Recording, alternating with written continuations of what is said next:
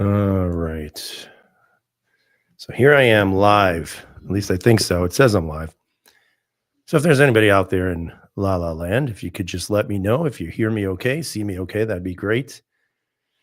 That way we can get this show on the road. We'll wait for people to trickle in. Got a lot of things I want to talk about tonight.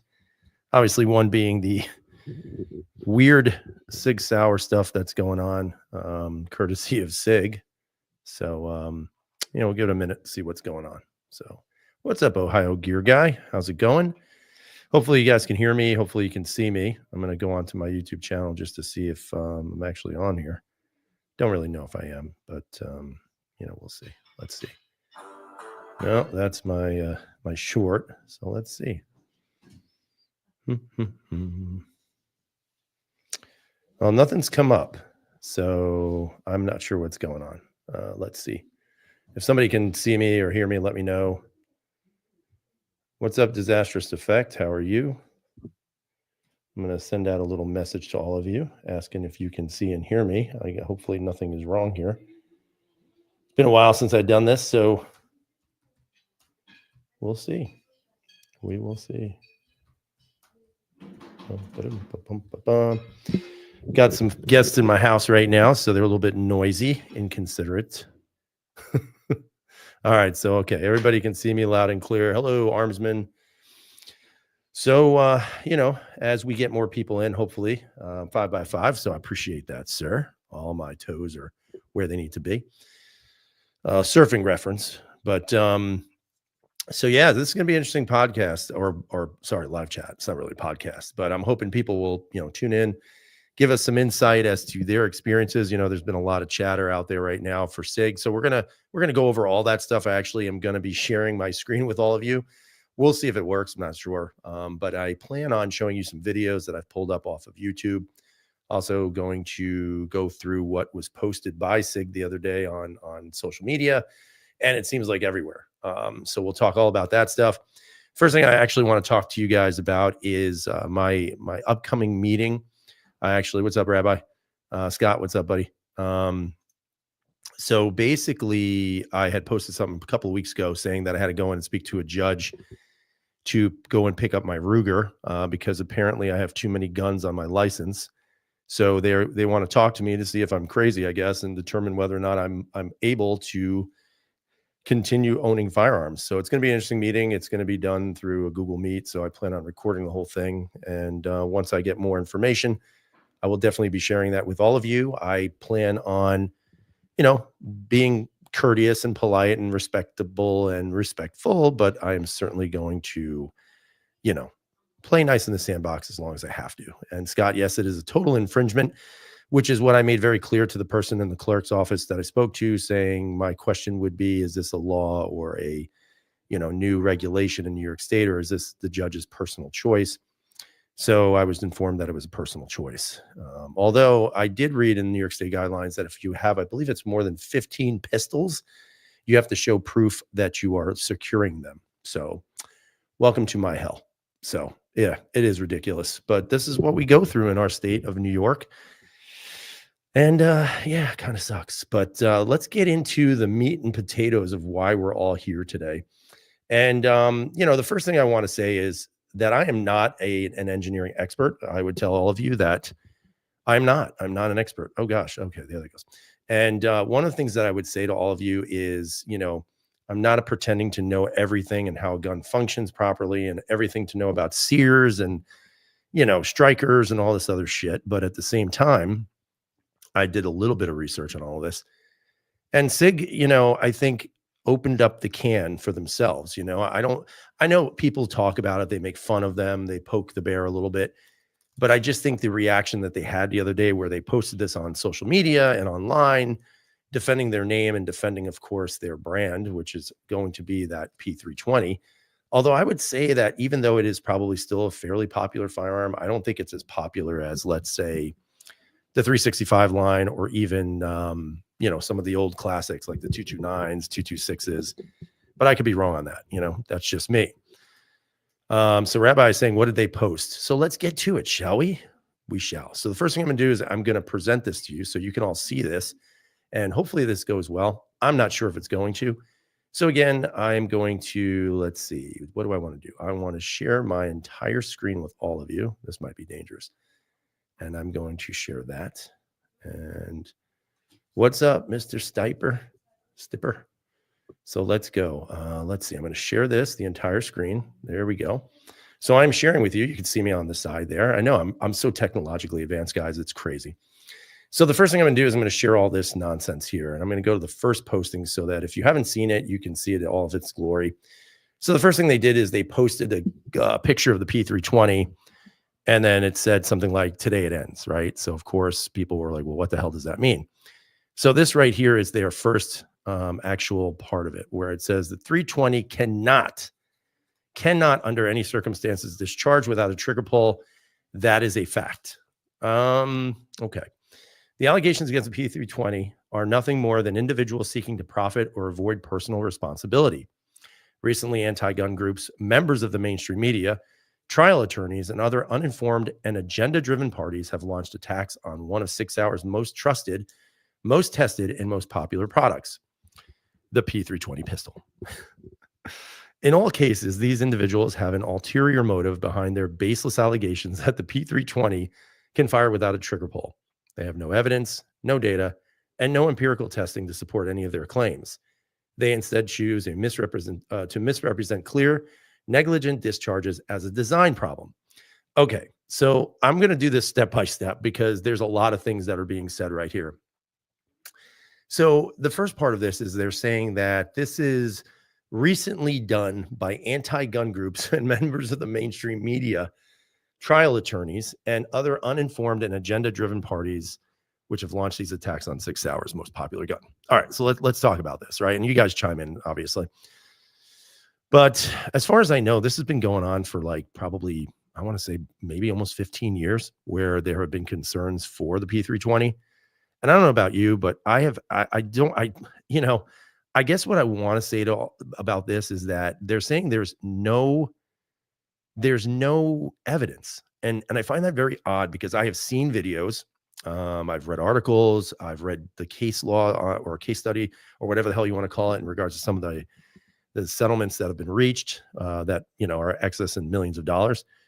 And it seems that there is a little bit of evidence out there. Now, again, we can question about, well, what is the evidence showing versus what is real? And I would say to you, again, I'm not an expert, right? I don't have an engineering degree in this stuff. But I would assume that if you, in some cases, try to pretend, like, for example, the certain police officer who had his gun, which looked like it was completely out in the wrong holster, definitely not in proper place, that gun went off, right? So we could argue that it was a negligence on the police officer's part because the gun was not positioned properly in the proper type of holster. I could see that, right? But then there's also other videos that have come out and surfaced over the years where you have other police officers who have it properly holstered, right? There doesn't seem to be any movement. There's nothing. They're getting out of their police car or they're walking and the gun goes off. It discharges. So we could debate what is the cause of that. But to sit there and say that there's no evidence that these things have happened, I'm not sure that's true. I'm not sure that's true at all because I've seen it with my own eyes, which many of you have. So for them to say that, I would find that to be very difficult to support just based on that statement alone. But then it talks about anti-gun groups and members of the mainstream media who are attacking SIG. And I find this very, very comical. I've scoured YouTube to see what YouTubers have talked about this openly. I would say that there is a definite group of people who have made counter videos to that in favor of SIG, which I wonder why. But there's also a group of people on YouTube that have made videos proving that this gun has fired without ever having a trigger pull. Well, I think there's evidence of that. But to say that these people are motivated by money and attorneys and a left-wing kind of mentality, I find that hard to believe as well. They talk about ulterior motives, baseless allegations. Well, it's not an allegation if it's been proven and shown to have happened, right? So if they said, for example, that the Sig Sauer, when you shoot, 100 rounds of P320, it turns into a piece of gold, I would say that's a baseless allegation because there is absolutely nothing that has shown that a P320 out of 100 rounds turns into a piece of gold. So to say it's baseless, I don't agree with that also. No evidence, no data, no empirical testing. People have tested it. People have shown it. If you go to there's a website where you can actually look at the patents for the P320, which I started looking at today too. You'll notice that they've redesigned their sear. Well, why did they redesign the sear? Why did they put a shelf on the sear? Could argue that the reason why they did that was to make it especially safe so that there was no possibility of a drop failure or something of that sort. Again, not an engineer, just going by what I read. So let's go to the second part of this. And again, guys, I appreciate everybody chiming in. I will get to the questions once we go through this material. But I want to set this all up so everybody knows what's actually going on. So this is their third comment or their third picture on Instagram. So it says, in the decades since its introduction, so I was off by 9 years, but the 320 has undergone the most rigorous testing and evaluation of any firearm. I'm not sure if that's true. By military and law enforcement agencies around the world, it consistently delivers a proven record of performance and reliability through state-of-the-art engineering and documented quality control at every stage of its production. Claims that unintended discharges are anything more than negligent handling and or manufactured lies to support an anti-gun and anti-SIG agenda are false. Furthermore, lawsuits claiming that the 320 is capable of firing without the trigger being pulled have been dismissed in courtrooms around the country. Also not true. In addition, multiple plaintiffs, so-called experts, have conceded it is not possible for the 320 to discharge unless the trigger is fully actuated. Okay. So let's talk a little bit about this here. So it says here, claims that unintended discharges are anything more than negligent handling and or manufactured lies to support an anti-gun, anti-SIG agenda are false. That I don't understand the language of that. Now, let's be real here. It says claims that unintended discharges are anything more than negligent handling and or manufactured lies to support anti-gun, anti-SIG agenda are false. Okay. So if you make a claim that the unintended discharge is anything more than negligent handling and or a manufactured lies to support anti-gun and anti-SIG agendas are false, claims that unintended, boy, that's pretty wordy, but it is a little bit confusing. So they're saying that any claim that you make that any unintended discharge is anything more than negligence and or lies are false. So are they saying that if you don't say it, that it's true? I mean, I don't know who the hell wrote this, but that's kind of interesting statement. Furthermore, lawsuits claiming that the 320 is capable of firing without trigger being pulled have been dismissed. Well, that might be the case in some of those cases, but not all of them. As far as I know, there's been millions of dollars that have been paid out to some of these claimants against Sig Sauer. So I'm not exactly sure where they're getting that from either. So that's a little bit strange. All right, so let's go to, oh gosh, did I get rid of it? Shit, I might have gotten rid of it. Let's go to the last one, which is this one right here. Let's go to that. So it says the rhetoric is high and we can no longer stay silent while lawsuits run their course. And clickbait farming, and oh God, did I clickbait farm? Oh my God, I might have clickbait farmed. Oh boy. Engagement hacking grifters. Sorry. Oh shit. Engagement hacking grifters continue their campaign to hijack. I don't think that's how you spell hijack, but that's okay. The truth for profit. Enough is enough. Well, first off, from the court of law to the court of public opinion, we will combat the lies and misinformation with the truth. Sig Sauer stands behind the quality, safety, and design of all of our products, especially the 320. Industry, take notice. What's happening today to Sig Sauer with the anti-gun mob and their lawfare tactics will happen tomorrow at another firearms manufacturer and then another. Okay, so here we go again. The rhetoric is high, yes, and it seems like it's coming from you guys. So you can no longer stay silent while lawsuits run their course. And there's clickbait farming, which I guess I don't know. I guess I'm responsible for that too. My bad. Sorry. I don't think it's clickbait if we're having a conversation, right? But again, it seems like they talk about this anti-gun agenda that's coming from who knows who. I couldn't tell you. But it also talks about like, we're going to tell you that if you try to talk shit about us, we're going to shut you down. Well, that doesn't seem very democratic. That doesn't seem very free of, freedom of speech like. So isn't that sort of anti-gun as well then? Because, I mean, it is a constitutional right. At least I would think so. And I'm not really spilling anything negative. We're just talking about what they posted. And what I'm going to say right now is that when it says here, they're going to come back to fight for the truth and this misinformation. What misinformation are they referring to? And that's the thing I don't understand. Oh, sorry, guys. Let me set that down for a second. But they're talking about misinformation, and I don't know, man. Like, I'm trying to figure out what that even means because they're talking about misinformation. Okay, so I'm going to share this with you, and you guys tell me if this is misinformation.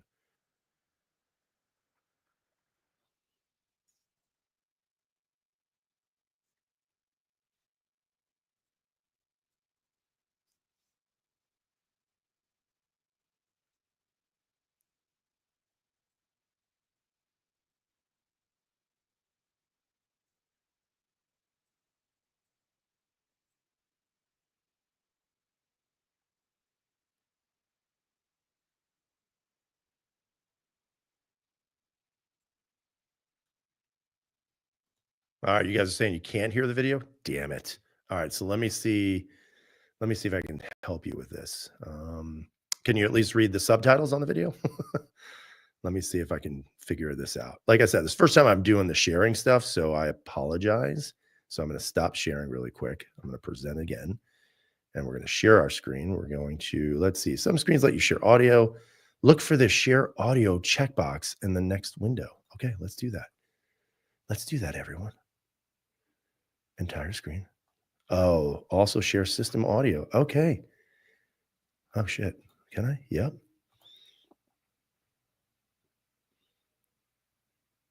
Okay, so here we go. So if you guys can hear it, let me know.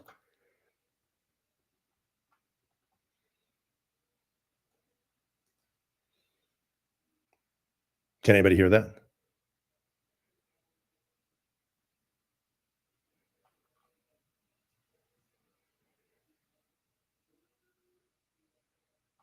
No. Okay. So, all right, let's go out of there. I'm going to stop sharing. So I'll go back into present. So that first video, I'll give you like, let's see.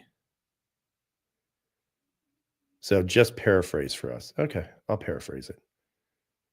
Make sure the audio is up on the video. You guys are so smart. Damn it. I hate smart people. All right, let's go. Let's try this again. Share the audio. Share. Let's go here. Oh, it was on mute. That's why yours truly is a knucklehead. Here we go. Let's try it now. Tell me if you can hear it. Here because without that, it's really an unbelievable thing that a gun could do that. Less than 6 months later, January 2nd, 2021, this surveillance video captured another gunshot. The officer seems to have his hands full when a shot went off. This time, no one was hurt. Their security with that weapon, I think, is gone. I mean, their trust in that in their tool is gone. If that could go off while he's bending out of that car, it could go off while he's bending out of his car at home with kids. Then, all right, so that's one, like, I guess that was a leftist anti-gun agenda in Milwaukee. And you can see the date here of September 10th, 2022. But then let's talk about this one, right? Here's another one. Police officers across the country are facing friendly fire, but they have no idea when it's going to happen. It's related to a popular service pistol, the Sig Sauer P320. This LaGrange police officer nearly died when he says his P320 went off out of the blue. As I was investigating his case and obtaining body camera video, it happened again to another officer. A warning tonight, the images you are about to see may be disturbing for some viewers.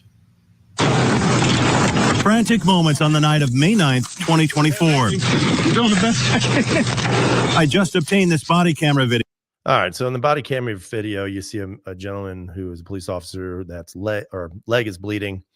They put a tourniquet on him, and basically what occurred in the rest of the video is you'll see that the individual, his gun discharged. It just discharged in a holster, and they actually show in this video, which I thought was interesting, the actual footage of the gun still in the holster with the flap over the holster. In other words, it was seated correctly in that holster. Now, one of the things that I had read on the internet, which again, it's the internet, so I'm going to get rid of these videos, guys, but we'll talk about this one here in a second. But one of the things that I read on the internet was that there was something in the patents for the SIG P320, which I was not able to find today. But what they were talking about was that in the patent, it actually talks about a fix for something about the striker releasing due to vibration or sudden movement.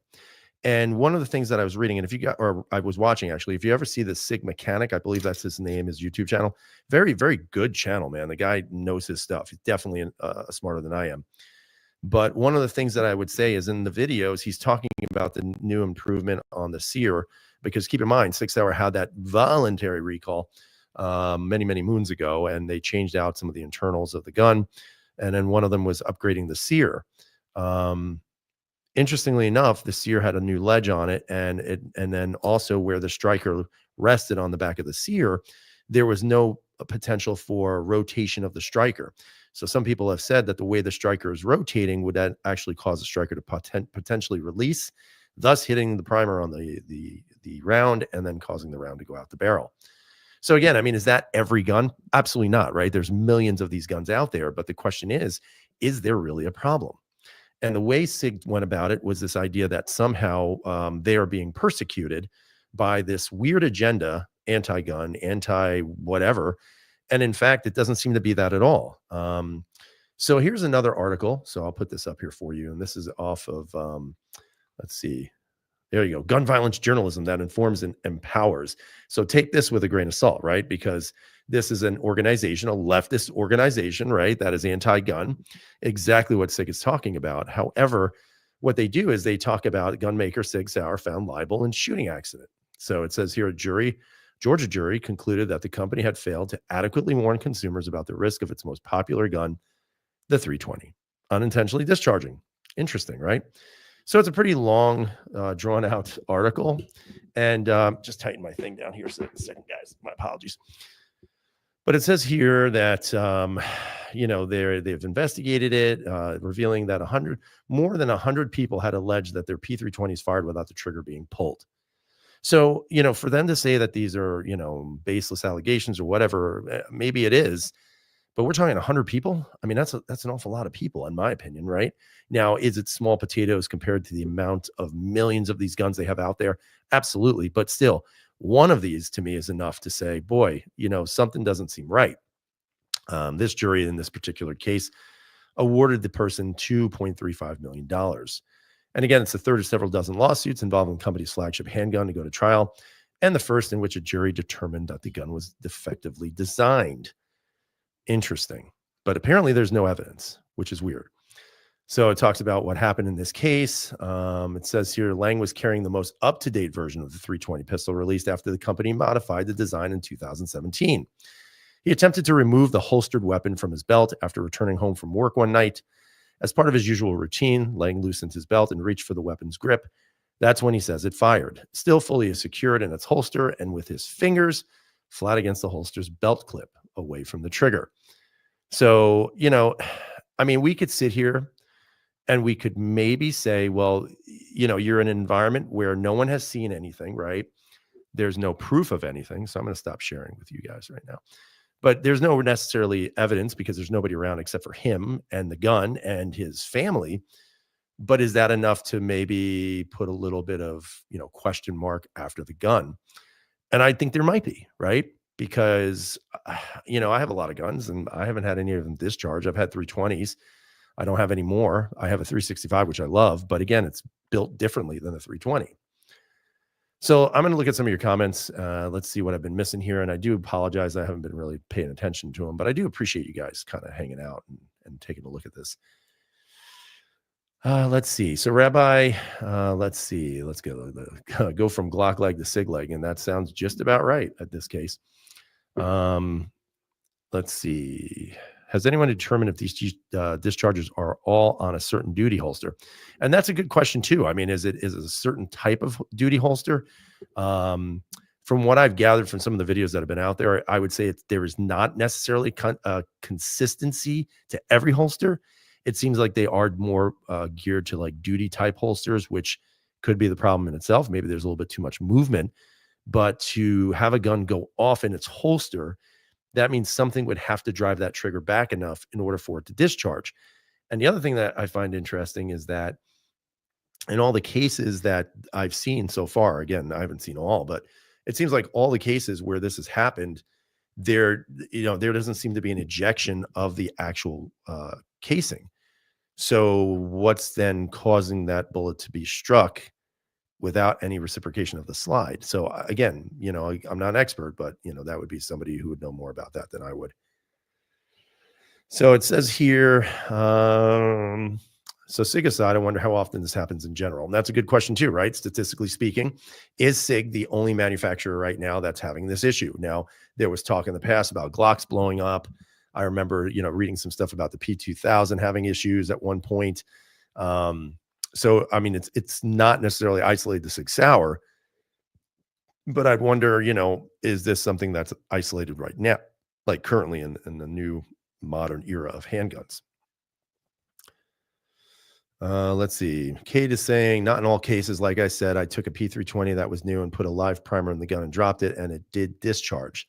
Several other videos are saying the same thing. Interesting. So could it be a quality control issue, right? Could it be something where they're just not saying something or seeing it all at the same time? So this is relegated to maybe out of, let's say, 1 million units, it's 10. Maybe that's it. But, is that too much, right? Is that too many? Scott is saying there's a reason they call it Glock leg, because when a lot of PDs started changing over from revolvers to Glocks, a lot of cops were shooting themselves. And they were, because they were not necessarily used to having a striker-fired handgun at that point. Kate is saying, and again, it's the pro-gun community that is speaking out against this for the most part. And of course, anti-gun groups are saying things as well. Of course, right? So there are people out there who are gun people who are saying this is a problem. If you have a gun that's going off mysteriously and you're not exactly sure what it is it user error? Is it, build quality, whatever it is? I think you have to ask questions about that. And I think any gun owner who's responsible should ask those questions and at least get some good answers, right? I don't necessarily agree with the way Sig made the statement. I think Sig's statement, it's an interesting statement. And the reason why I say it's an interesting statement is because it's like a statement of desperation almost, right? It's almost like you get busted doing something and now you're going to try to turn it around so that you blame everybody and anybody else because you're not going to take the responsibility, because you're going to play like you didn't do anything wrong. And so I think that's kind of a misstep. I do. I think for the most part, we all know that this has been an issue, right? People do talk about it. But at the same time, I also think that, for them to come out and make that statement and really name call people who they're saying are making this shit up, I think is just a misstep on their part. I'm not sure what legal team went and said this would be a good idea to do it. Unless there's something we don't know, unless there's, another court case that's going to be coming out and Sig's going to get destroyed by it. So they're trying to, backpedal and defend themselves. But it seems like a very desperate thing, at least in my opinion. Kate is saying most leftists don't even know what a 320 is. And he's probably right. They have no idea. Rabbi saying, well, this is what Sig gets for releasing trashy composite frame guns. Scott is saying, well, essentially the gun started out as the P250, which is true, which was a hammer fired gun. And then they changed it to a striker. That is correct. So I would also say that one of the other things, was that a LimeWire icon on your desktop? I don't even know what that is. It could be. I have no idea. Let's see. I don't think so. I'm looking at all my stuff. No, it is not. I don't even know what that is. But it's an interesting thing, right? Like I look at the comment or the statement they made, and that statement just is very glaringly poorly written. And the reason why I think it's poorly written, again, not a genius myself, but I think that they tried to address the issue by not addressing the issue, right? I think they're addressing the issue by blaming others for creating a sort of like this movement that became anti-Sig Sauer, which is complete bullshit. Because in my opinion, I don't think there's anybody anti-Sig Sauer, right? I think we can all admit we love P229s, 226s. I love the 225A1. God, what else? I'm trying to think. All the great guns that they make. I love the 365 Fuse. I love the 365 lineup. So I think for them to kind of say, oh, well, we're just bashing Sig just to bash him because we have an agenda, I think that's such garbage, and for them to say that it's also based out of money. Are you kidding me, Sig? Like, how many of the guys on YouTube are you buttering up and buying just so you can get positive reviews on all their guns? And there are some big YouTubers out there that absolutely, I know, go to all the events for Sig and get a bunch of shit handed to them. So, for them to then call people out saying you're trying to make money, well, isn't that what you do? Isn't that what you do by trying to buy reviews and trying to make your products out to be like they're better than they might be? I mean, who's not doing that right now? So I think that's also a lot of garbage. No, my 225 is not. My M11A1 is. But one of the things I would say is that you can't say to people, "Oh, you're just so anti-Sig because you're speaking out on the 320." No, I think people are speaking out on the 320 because they're concerned, right? If you're carrying that gun and let's say it's an appendix carry, that sucker ain't going into your thigh. That thing's going into the tidbits of your biddies. And the way I look at it is, you have a right as a gun owner to question that, to be able to say, something doesn't seem right if I'm hearing more and more about this stuff. There was another video that I had saved up. Unfortunately, I wish I would have had it. It looks like it was, I accidentally removed it, but it was a video of a guy who just picked up, I want to say it was a P320 Legion. I think that's what it was, a 320 Legion. And he was shooting it at the range. He was using 114 grain. And as he was shooting it, the thing literally blew up in his hands. And he had it. He was just making a video of himself shooting the gun. And I think it was probably on the 9th or 10th round. The thing blew up. It literally exploded and the slide flew off. The thing just completely combusted in his hands. And that's kind of frightening, right? And then I watched another very famous YouTuber who was trying to say that the way it was designed, and if it was to blow up in your hand, it was actually designed in a way that's actually good for you. And again, I'm paraphrasing, was good for you if it does blow up in your hands. Well, I'm like, well, shit. I mean, why would I want a gun that blows up in my hands? I mean, why not just carry a hand grenade, pull the pin and hold it until it blows up? So I think it's just stupid. I think this argument that somehow there's no truth to this is the worst thing they could have done. I think what they should have done was said, look, we acknowledge that there's been some issues with the 320, but through hard work and research and making sure that we are producing great quality products to keep all of you safe, because we know that you trust us and you trust us to provide you the best of the best, we are committing ourselves to making sure that this gun is safe.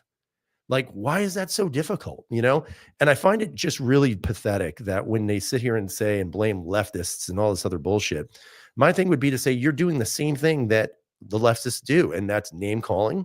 That's trying to take blame and push it on to others. And then trying to pretend that everything that's been said is not true, when in fact, there is some truth to it.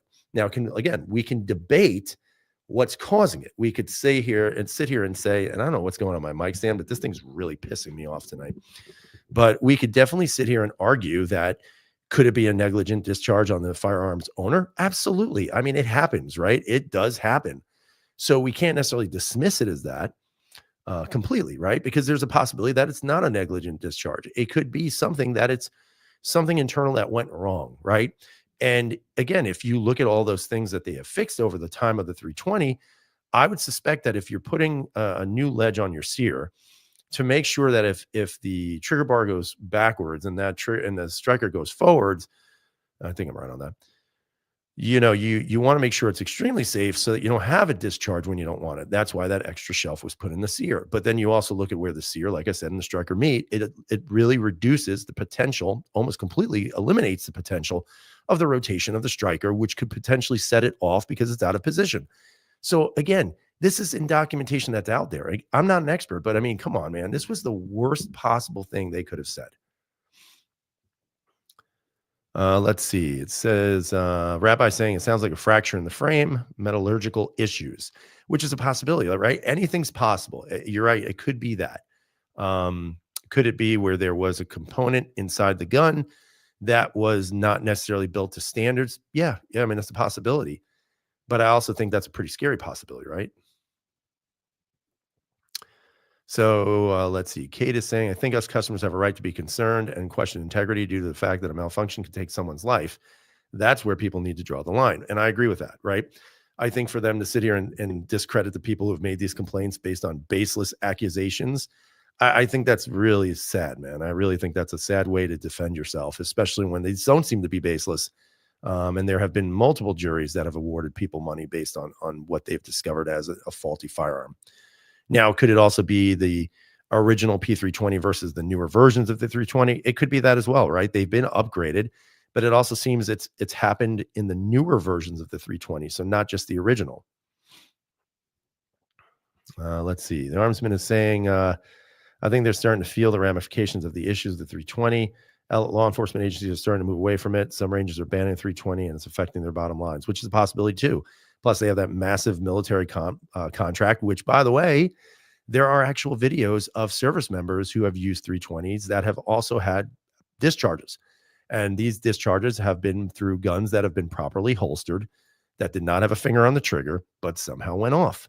So again, this isn't just law enforcement. And I've seen some videos of people saying, oh, cops don't train and they don't do this and blah, blah, blah, blah, blah. And that might be the truth, but to sit there and dismiss it as always that's, let's do statistics, right? If you want to do a statistical study, there's nothing that's 100% of the time.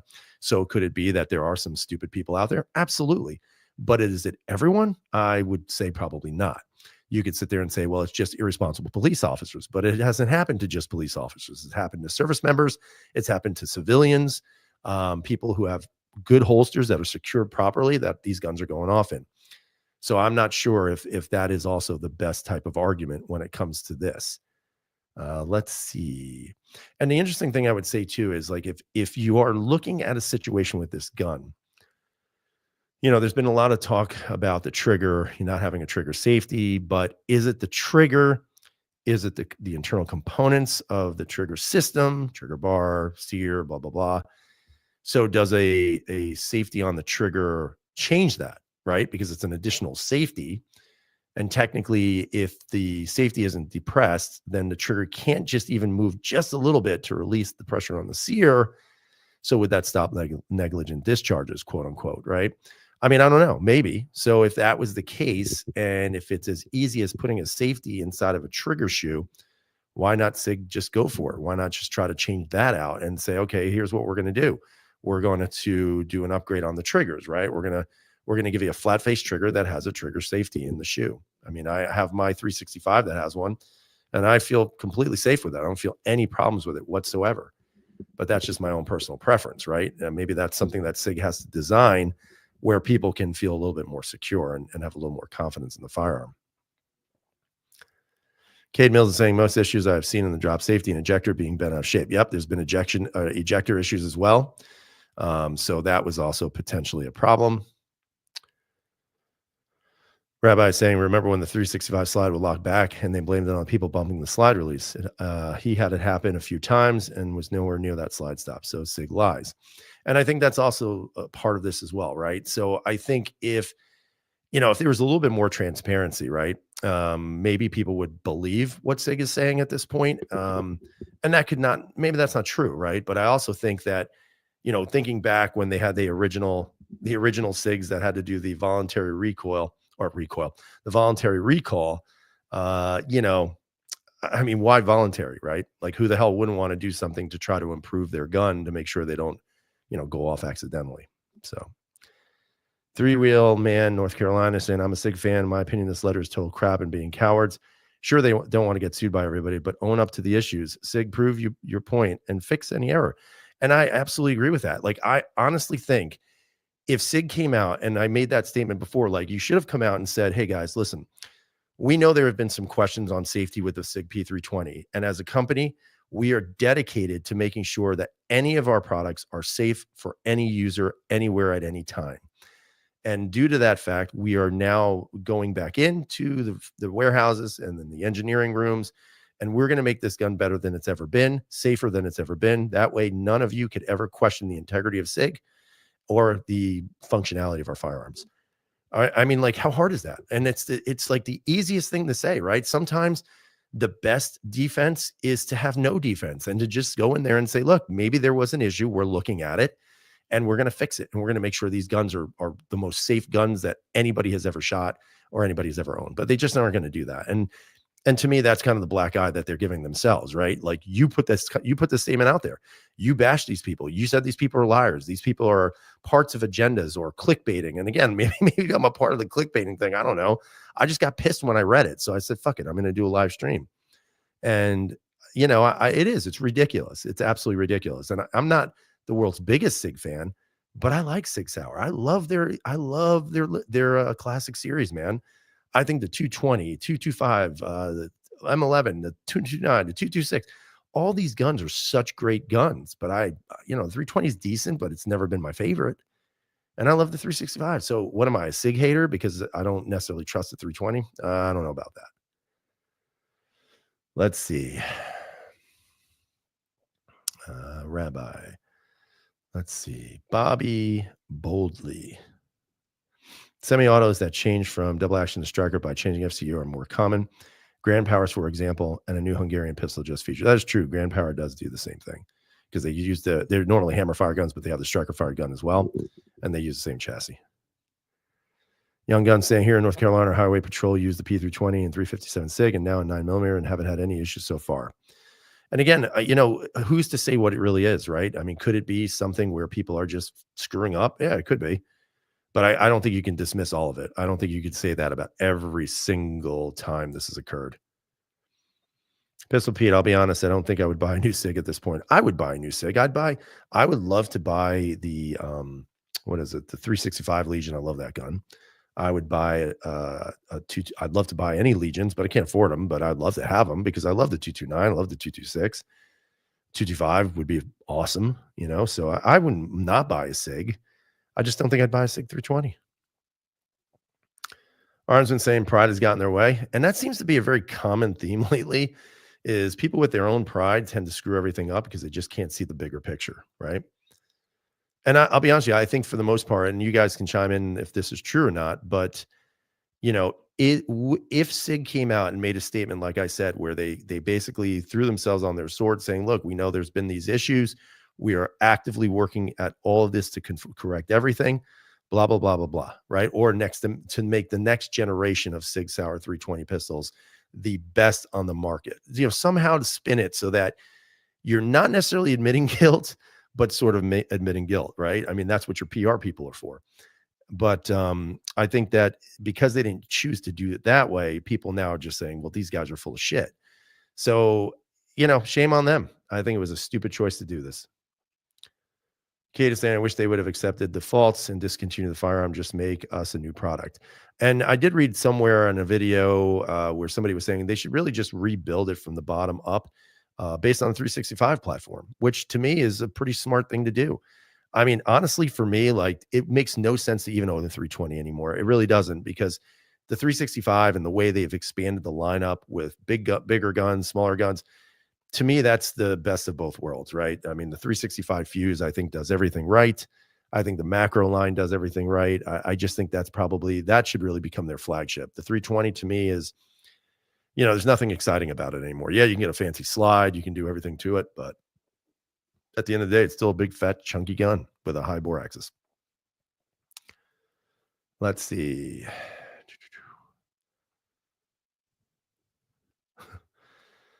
So I mean, that's kind of what I want to talk about. And I think that in regards to some of the things I'm saying, hopefully they're valid points. I don't know why people would have posted that online. I know that immediately when they did post it, it went extremely bad. It went from really what to horribly bad for them. And I mean, there's going to be the people out there who are going to sit there and they're going to say, oh, SIG did the right thing and there's nothing wrong with the 320s. It's everybody else's fault. Hell, maybe they're right. I don't know. But I also think that that's the bad approach because, when you don't want to see the flaws of something that's in front of you, it really makes you susceptible to anything they're going to do for you or do to you. And I just don't believe that way. I look at it from the standpoint of, if I have a gun and I don't feel safe with that gun because of other empirical data that I'm seeing around me and it's unexplainable, to me, that may not be the best choice for me. 3 Man is saying, if it was not for the M18, I would never own another P320 version, and this will not get carried. It's a shame. I do like it, but trust is earned and not given. And that is true. That is very true. Rabbi is saying there's always a bootlicker in the crowd, and that is true as well. And the crazy thing too is I was, kind of looking at some of the things that were happening. I watched some of the videos of some of these bigger YouTubers out there who were, just so up SIG's butt. It was pathetic. Trying to excuse it, trying to dismiss it, trying to explain it in all this, the gun jargon they could come up with or read online. And, at the end of the day, right, if we don't want to get into the specifics of what is occurring and how it's occurring or how it's not supposed to happen, but is, or it never happens, whatever it is, I think at the end of the day, we still have an issue, right? You're having guns that are discharging without somebody pulling the trigger. Now, we can debate what that reason is. We can say it's a poor holstering, poor technique, poor handling, poor whatever. But I would wonder if people were carrying a different type of firearm and had the same circumstance, right? Because let's be honest, I mean, SIGs have made a big part of the police and law enforcement world, but I would say Glock probably has a little bit of a bigger one, right? A bigger presence. If there wasn't an issue with the 320, then why is it seeming that there seem to be more problems with the 320 than there are with Glocks? So again, could it be poor training? Maybe. Could it be poor usage of holstering? I would think so, maybe when it first came out, but like we're talking now 10 years in, there's plenty of holsters out there. So I don't see that as being the problem. And then let's see, Ohio Cruffler is saying if they admitted there was something wrong and it cost them $1 to fix, what would be the total cost to them, counting shipping, et cetera? They simply can't admit it without bankrupting the company. And you might absolutely be correct on that. But I would also say that, maybe that's true, maybe it's untrue. I'm not sure. But, again, when you look at the involuntary or the voluntary recall they had, right? I would probably bet a lot of friggin' people put that stuff out there and they got it back, right? It didn't bankrupt the company. And I don't think it would bankrupt the company. I think they're making really decent pistols. I do. I think SIG makes good pistols. I think they're, again, hammer fired guns that they make are fantastic. I think 365 line is just killing it everywhere it goes. So I don't necessarily think that's true. I think they could do it. And again, you'd have to have a really good marketing team to figure out a clever way to do it where you're not admitting guilt, but sort of admitting guilt. But I also think that the gun community would realize that, look, nothing is perfect, right? There's no such thing as a perfect firearm. But I think if the gun community, got some information where there was some admittance of something, maybe not guilt, but just them admitting that, we're looking into it. We're going to change some things. We're going to make sure that moving forward, there is absolutely no question the safetiness of this firearm. I think the gun community would totally be okay with it. I think they would have no problem with it. But that's just my opinion. Let's see. Scott is saying that the Glock style trigger probably makes it a little bit safer. And I would agree with that too. Like, my 365, you guys know I have a Tyrant CNC trigger on there, and I would never own a 320 or a 365 without that. I just wouldn't. Armsman saying, I think they don't revise because it would be considered an admission of guilt. Right. But I see it could be, but I would also say, well, what gun company doesn't revise their firearms, right? Except for Glock, right? It's the same shit every year. But there's always different generations. So make it a third or fourth generation, whatever it might be, right? The 365 has evolved over time. So why not the 320? Pistol Pete is saying Ben Stoker has seen issues with the 320 in his classes, which is interesting.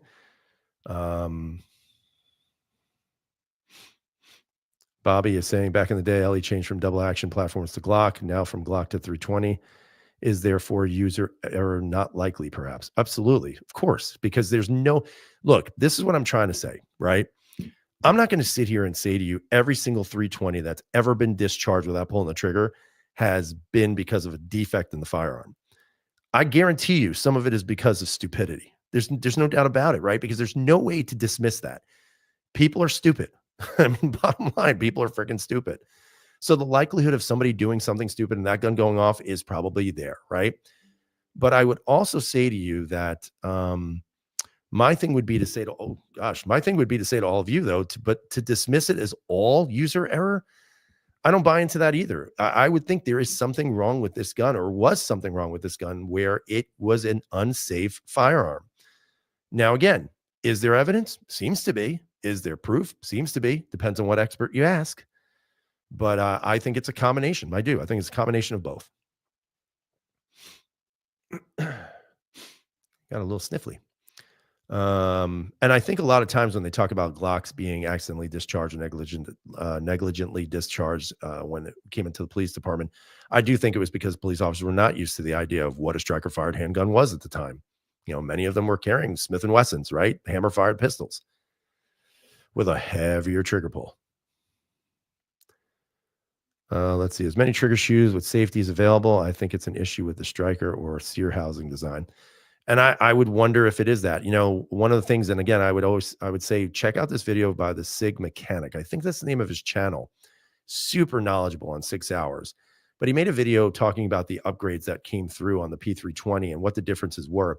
And I think one of the most intriguing parts of that video is when he actually gives you a rear view look of the sear and the actual striker. And the shelf of the sear actually got smaller on the newer model or the newer upgrades versus the older one. But when you look at it, you can tell that the striker no longer has the ability to rotate on that shelf. The old one, the striker could rotate. And what some people were saying is that because it's rotating, it's releasing the striker and it's causing it to go off. Again, I don't know if that's true or not. I'm just giving you what I've read.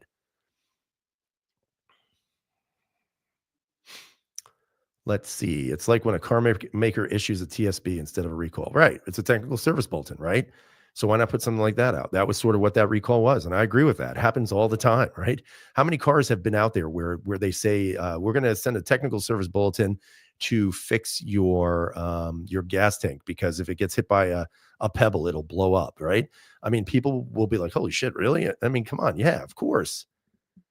Do we not recall the Firestone tires that used to blow up when people would drive them? You guys remember that? I mean, I don't know about you, but I'm a Generation Xer. I remember that, right? Firestone used to make tires, and the tires used to just friggin' peel away. People were flipping over and dying. Firestone, of course, said, oh, our tires are perfect. There's nothing wrong with them. And eventually they admitted, oh shit, our tires were pretty shitty and we're going to fix it.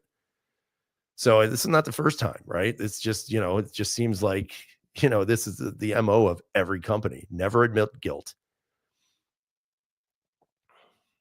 And then Three Wheel is saying, statistically based on the sheer volume of P320s, those reported are small. Yep, I said that earlier. You're absolutely correct. Yes, safety is a must for everyone.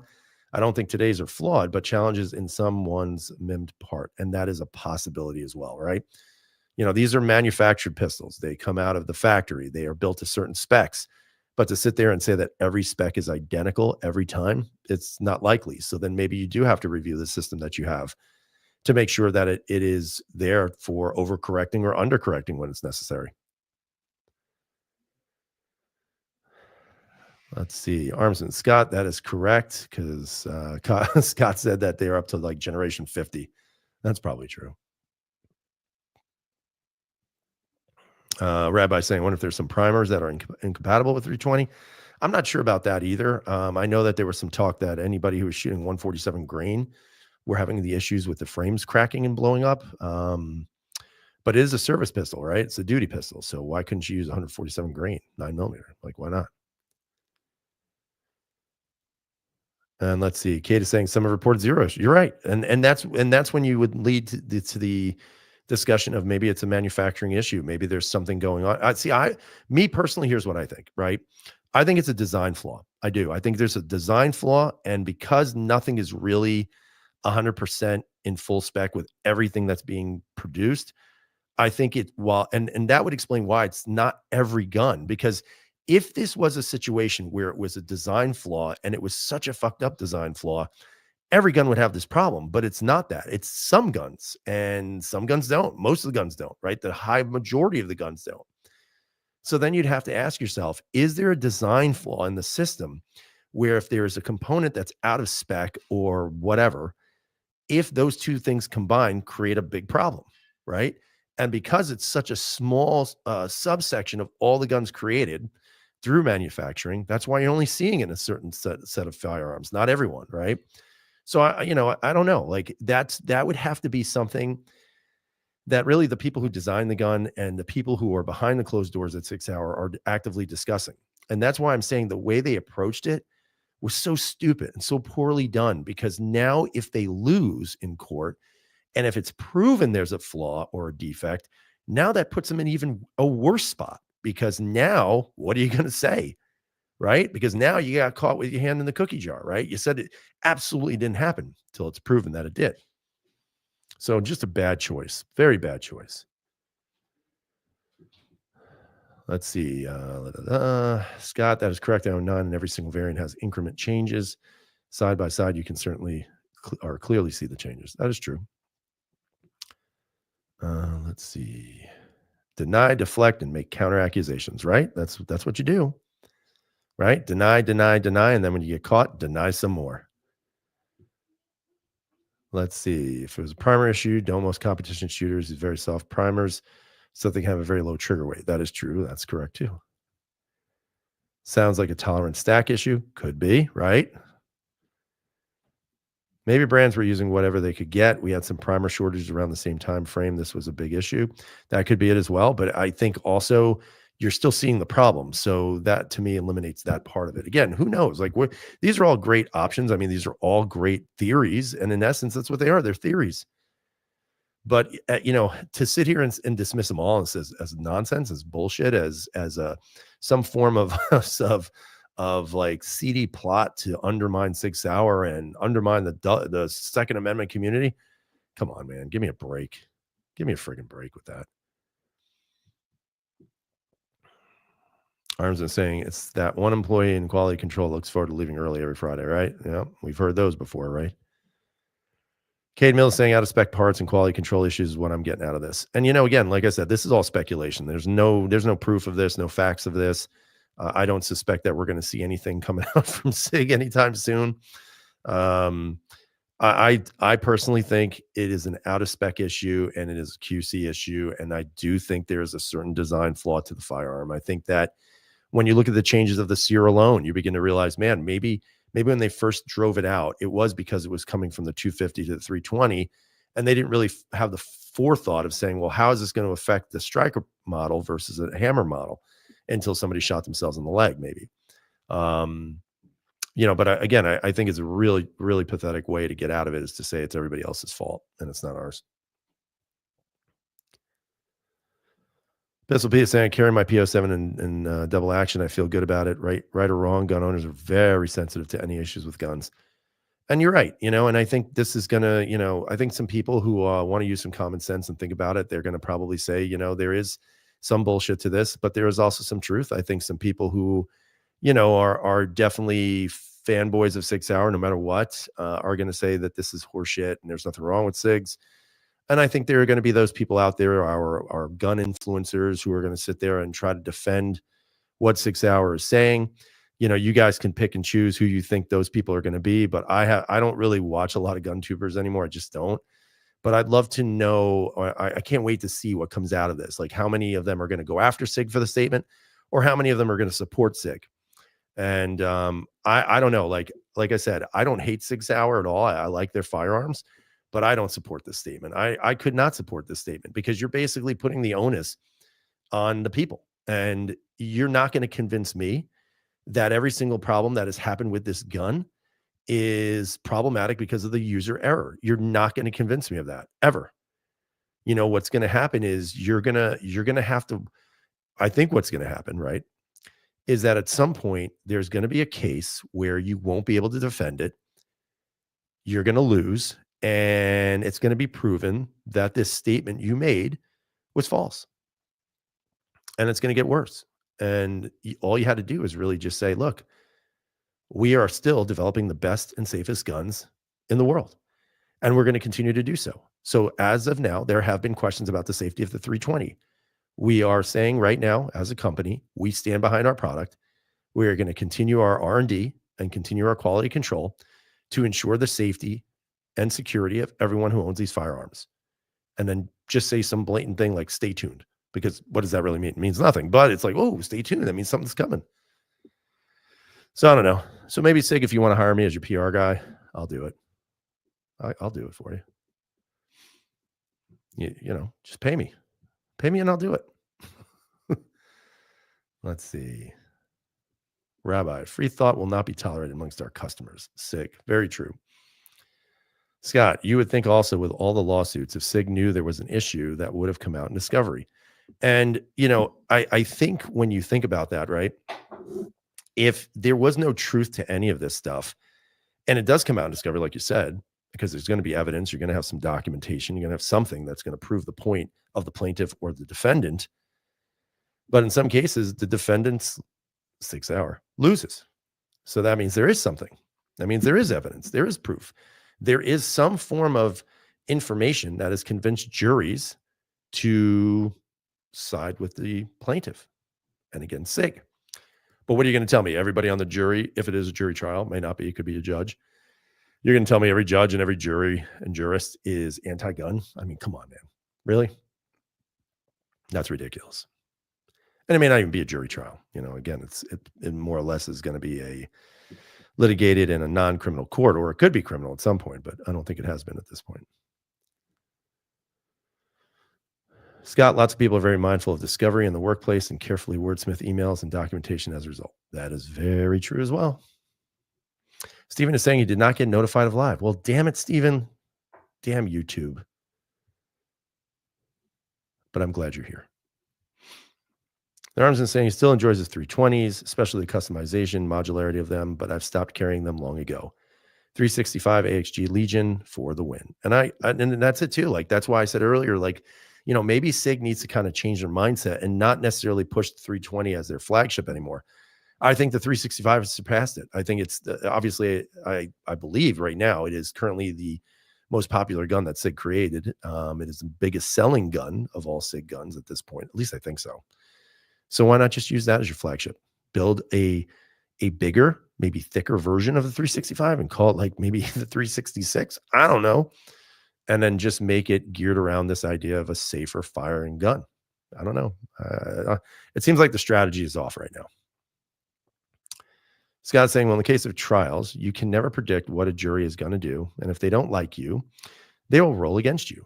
If you have a trial in the anti-gun area, we know how that will go. And that is true, right? Like if you have a gun trial in New York State, probably not going to go your way. But one of the trials was in Georgia.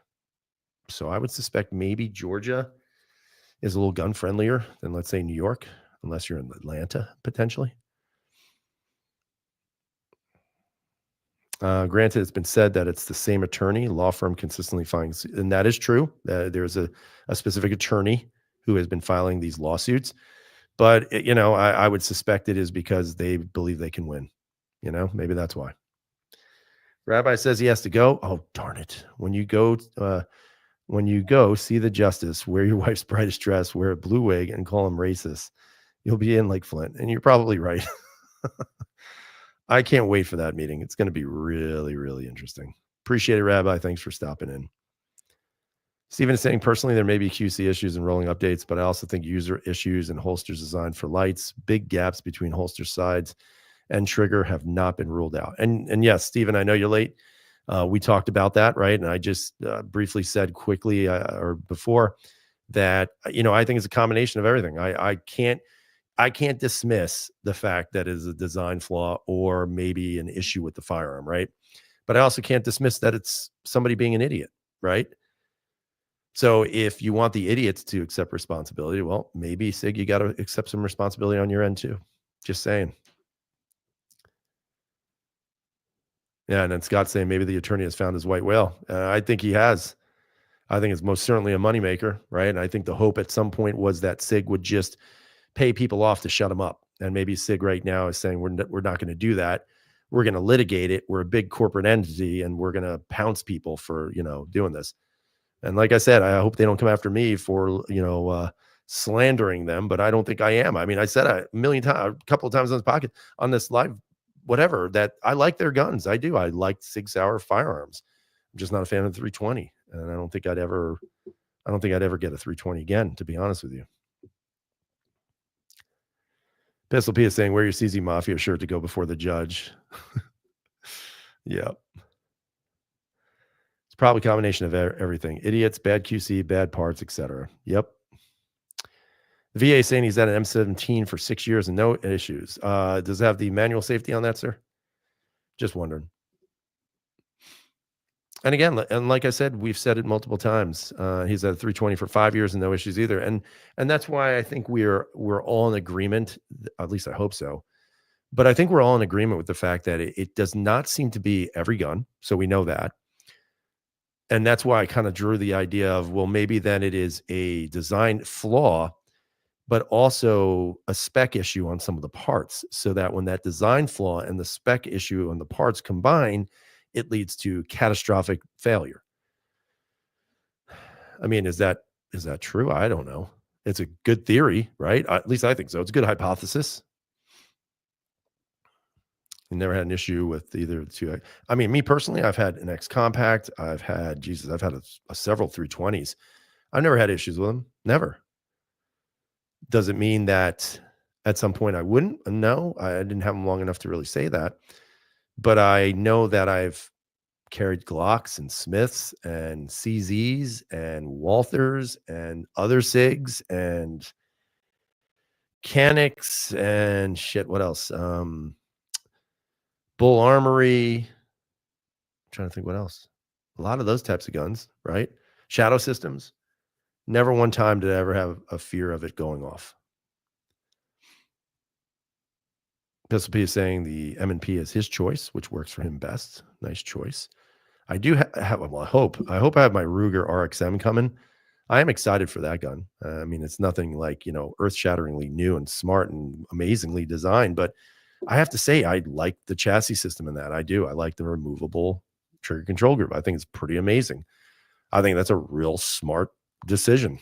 So, I've already handheld it a little bit. It's a little chunky, but I hope that will change soon. But we'll see. It's all about what the judge says.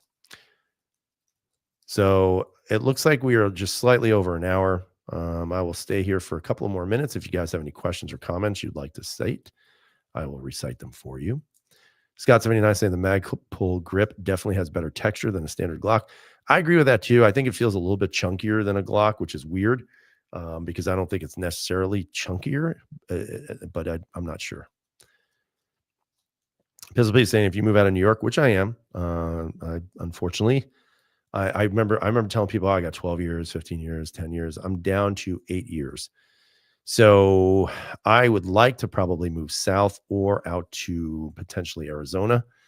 That is as far west as I'm going. I'm not going to California. What I'm really looking for is when I do get out of here is for lower taxes and just a little bit more freedom. That's it. Not freedom to go crazy and do stupid shit, but just to not have such a punitive lifestyle, because everything here in New York State is punitive. Everything we do is just shame on you, shame on this, bad, do this bad. I'm kind of sick of it. So, but that's where I plan on going. Anything new you're looking forward to acquiring? I mean, at some point, if I ever get any money, like I said, I got a kid in college. I got another one starting up soon. So, I would love to, I like that Ermox, whatever the hell it's called. I'd like to get my hands on that thing. I really would. Big Johnson were telling me I should buy the Shadow Compact too. Not a fan. I do want to get a DWX Compact, but unfortunately, a lot of these guns are pretty damn pricey, which is why I got an RXM. Scott is saying, just move over to New Hampshire. Great gun laws here, no income tax or sales tax. Ooh, I didn't know that. A little too cold. I want to get it a little bit warmer. I'm getting tired of the winters. So, but I appreciate it. I've never been to New Hampshire, actually. All right, everybody. So we are now an hour and 7 minutes. I will go for an hour and 10 minutes, which is 2 minutes left. And again, I think we got about 31 people in here at one point. So it's been a while since I've done this. I don't know. I always say I want to do more and I never do because I'm pathetically lazy. But I think I might do some of this, and the reason why I'm saying that is because I like the way I did this whole, let me share the videos with you, because one of the things I wanted to get out of this tonight was not my opinion, right? So yeah, I have an opinion just like all of you do, but there is evidence out there where this is occurring, right? And it kind of counters what some of the allegations were made in Sig's statement. And that's why I wanted to piece it together like this, give it a little bit more factual background as opposed to me just giving you an opinion based on how I feel about stuff, which I think is kind of stupid, to be honest with you. Let's see. Shout out to his Compact is amazing, dead accurate with eyes closed. Yeah, but I keep going back and forth saying it's a nice gun, but I mean, I still love the P01. I can't help it. But everybody's agreeing with you. Damn it. All right, real quick. If you had to do a DWX Compact or a Shadow 2 Compact, which would you get? Go. You guys have 48 seconds.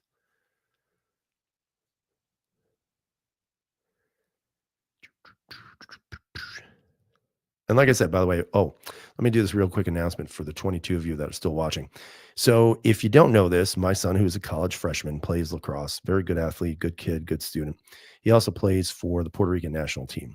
And they are going to South Korea this summer However, the only downside is they are not funded by government or companies. So we are grassrooting funding for this team of very young, talented men going over to represent Puerto Rico. And, I will tell you this as well, kind of the United States, since it's a part of the U.S., in the World Games of Lacrosse.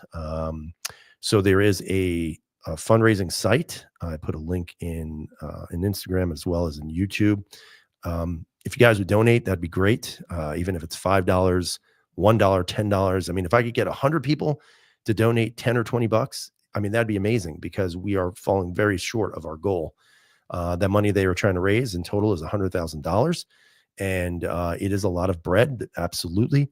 It's going to cover everything they need: food, lodging, and transportation in Korea. I will be footing all of the airline bills for myself and him, and my own stay and lodging. So it really is to help these guys, man. It really is. So the link it's a Give Butter link. And if you go to my Instagram handle, it is in my bio of my profile, and you'll see it there. It says Men's Lacrosse. And if you do donate anything, whatever it is, you can put for Ian and the boys. That would be my son's name.